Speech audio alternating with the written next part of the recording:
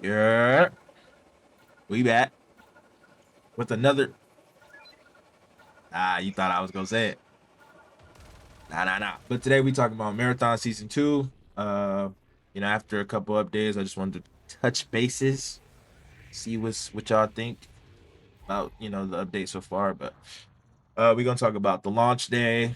We're gonna talk about the player counts. We're gonna talk about the good, the bad, and obviously the dumb, shitty, stupid, dumb, fucking PvE mode that should have never been added, ever, ever. It's the most degenerate thing you could do on this planet right now. I'm lying, but it's up there. But without further ado, let's get straight into it. Leave a like, subscribe. Yeah.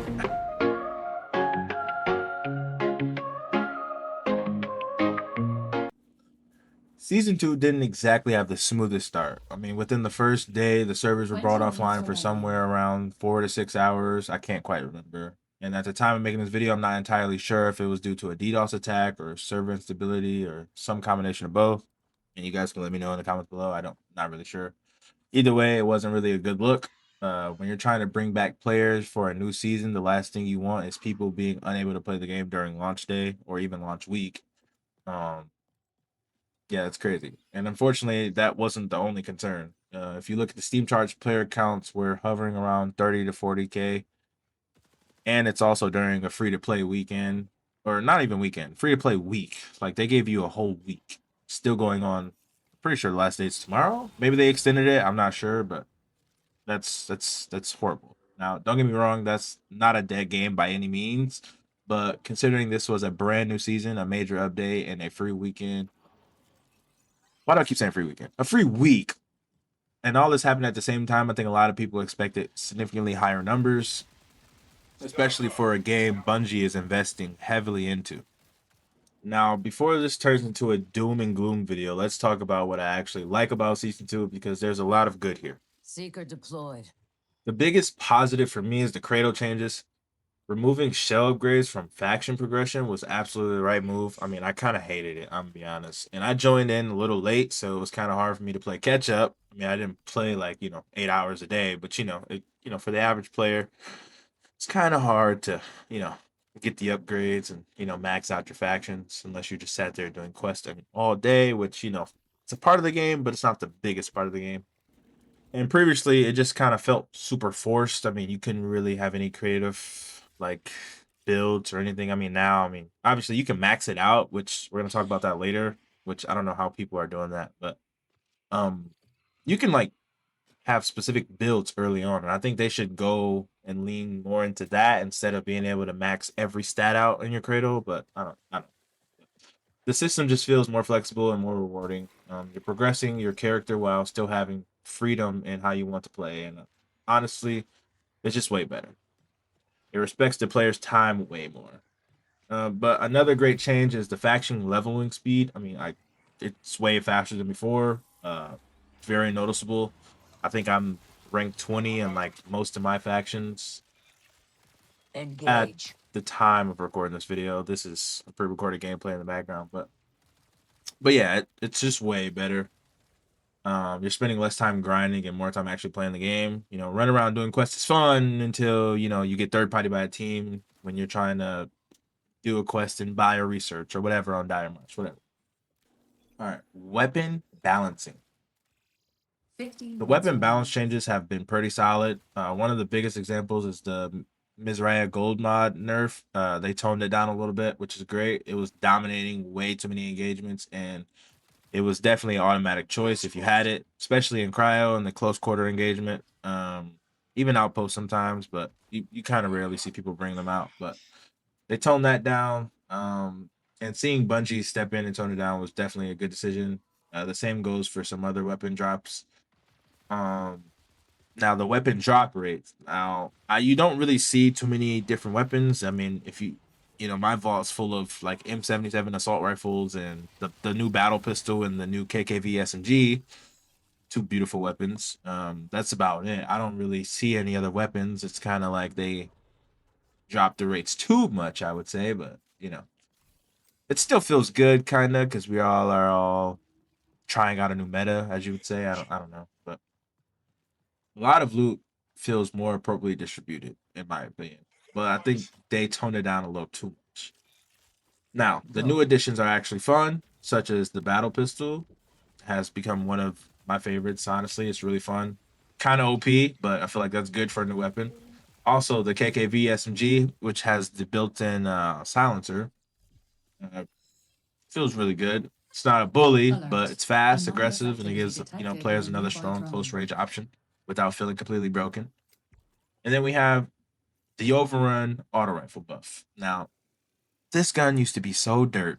I did not want to use it at all. I feel like nobody used it unless it was forced upon you with the free kit. But that's that being said, it's really good now. I think, especially with the mag, you definitely need the mag on it. You don't want to not have the mag, or else you're not winning any fight, in my opinion. But it's the stability issues and the recoil got buffed a lot, so it's definitely a viable option now. If you see it, I'd pick it up. Why not, right? The new shell, Sentinel. Fantastic. He has a built-in trophy system. He has the motion sensor, and then he has the snare trap, which is honestly really strong. He has a core that allows him to have multiple snare traps. He's really good. I like him. I think he'd be very useful in cryo, especially with the nade spams. And he's a good shell to have when you're placing down bubbles, because you can just place your snare traps inside or whatever. Or if you're looting a key room, I use him a lot when I'm going on key runs. He's just really good. Definitely a good pick. Now let's talk Night Marsh. Now, it's not a new map, but it's a variant of Dire Marsh, and I think the visuals, the atmosphere is just incredible. The lighting, everything is just perfect. You get good tension. I mean, I don't really care for the spooky stuff in the background, but it's a good addition. I mean, no one's mad at it. I think it fits, it suits it well. I think Complex and the new boss and the new loot room upstairs is great. The mechanics are good, the activities are good, and the loot all around is definitely very good, especially compared to the other maps. I mean, you go into the other maps, you're not leaving out with nothing besides salvage most of the time, unless you're hitting the key or you're fighting a purple team, or higher rarity people. But I think the loot's really good, and it definitely is a good addition to the game for sure.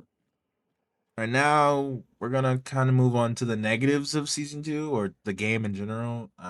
But I think this is mainly the changes from season two.